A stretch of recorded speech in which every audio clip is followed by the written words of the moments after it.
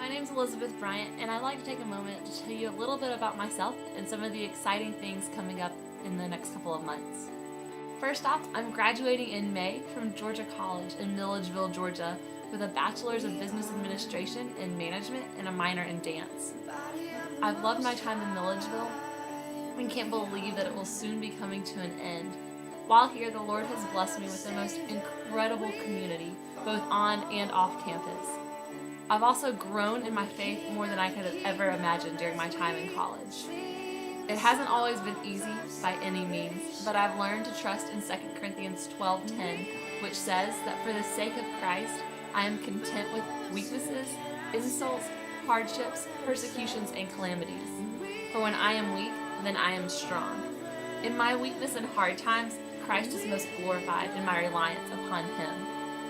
Last March, my roommate and I decided we'd go to a fundraiser for some organization called Within that she'd read about on this lady named Andrea's blog.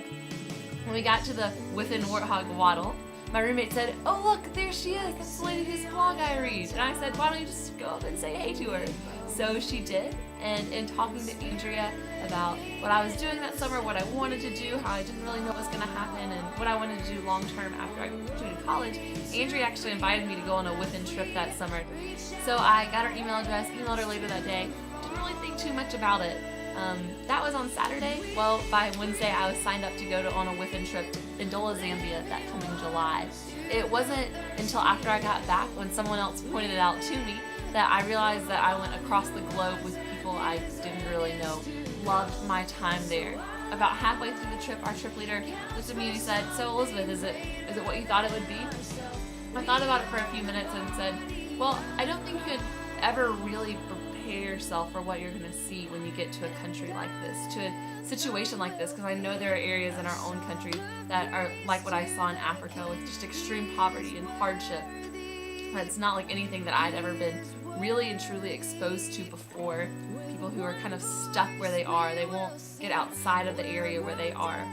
You can read blogs, you can look at pictures, watch videos, talk to friends who have been there, but you're never really going to understand it. That's all great and dandy, but when you go, when you actually take James 1:27 to heart and you visit orphans and widows in their distress, then you really start to get it. And of course, by get it, I mean you're really confused and torn up about the plight of what you see there, the plight of the widow and orphan, and more confused as to why things are the way they are. I found myself asking God, why have I been so blessed? And I'm in such a great area, great family, great friends, wonderful church. Why, when these kids over here in Zambia, they're never gonna know that, or they've never known that before. I've never really known true hardship, that it's their everyday life and it's their norm. Why, God, why is that like that? So that's what getting it is. You can't really prepare yourself for that until you actually experience it. After firsthand seeing the faces, holding the hands, walking in the homes, you just can't not be changed. Living water to the thirsty end. We live for the one who was and is to come. So our life counts for something greater than ourselves. We are the body of Christ. We are the body. One of my most precious memories from my time in Zambia happened during a conference that we had for some of the grade 3 through 7 Within kids. There was a song being sung, and it was in Bimba, which is the language predominantly spoken in Ndola.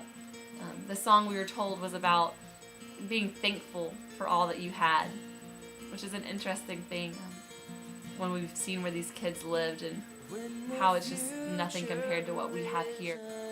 Across the room from me, there was a little boy, probably about 9 years old, who started the song with his eyes clenched shut the entire time, and his hands were folded, and then he moved his hands to his heart, and then he moved his hands to his head, and finally he just couldn't contain himself, and he threw his arms in the air, eyes shut, just singing with all that he had, because he was so thankful for all that he'd been given, When in comparison to what you and I have, was nothing at all.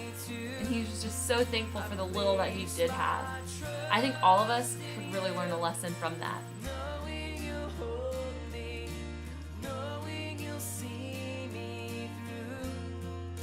saying yes to you.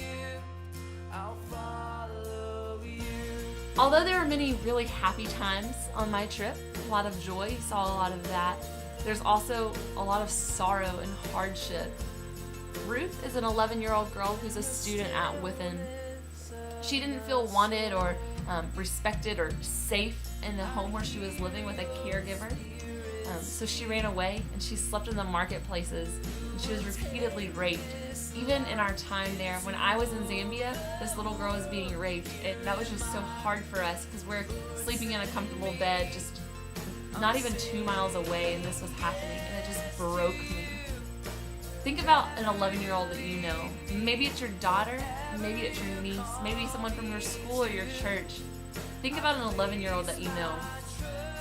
Can you imagine her having to go through that? But sadly, this isn't unusual in this culture, and it shouldn't happen. Things like that shouldn't happen in today's world. To us, we're just so blinded by that. We might hear about it one time, but it never really affects us deeply. But seeing Ruth, seeing this little 11-year-old girl who should be happy and playing and enjoying time with her friends, who wouldn't even look us in the eye, wouldn't barely smile, didn't want to say anything, that's not what an 11-year-old girl should be like. She'd been so hurt by the world at such an early age, and like I said, things like that shouldn't happen. Within is doing something about it. Their purpose is to look after widows and orphans, to care for them, and they're doing just that.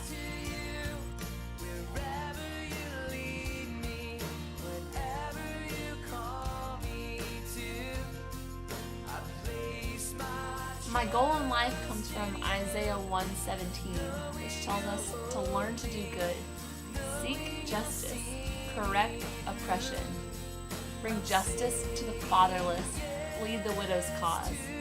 In order to foster this and to learn more about this and how to do this summer I'm going to Africa with Within for 2 months to serve as an intern. I know that it won't always be easy, and I know that it won't always be fun, but I'm really excited about this opportunity to learn and grow, and can't even imagine what all the Lord has in store. I'd like to tell you a couple ways you can help me with this journey. First, you can partner with me by supporting me financially. I've been working a lot this semester and also have some money in savings that I'm going to use, but I could really use your help with this. Instructions for donating online and by check are at the end of this video. Secondly, and most importantly, I covet your prayers during this time.